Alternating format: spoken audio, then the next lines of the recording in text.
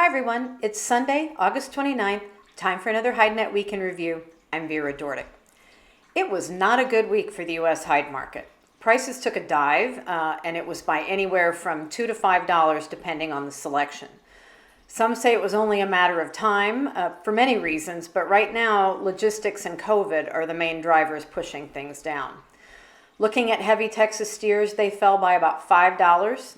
Seasonal weights of 62, 64 pounds were selling down to $50.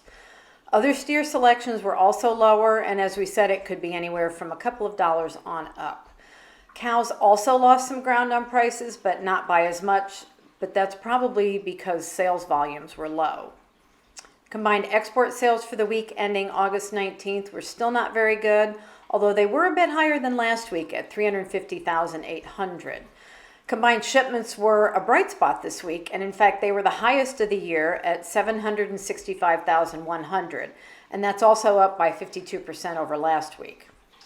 Slaughter through Saturday, August 20th was down 2% from the previous week at 651,000, and that's still a pretty big number though. Turning to South America, editor Ronald Guiel reports that the average price of fresh hides keeps on rising. This week it closed at $4.20, and the upward trend seems unstoppable, so that's driving Brazilian industry to look at alternate sources for hides from other countries. TR1 amazingly remains unchanged at $1.15 to $1.20 per square foot.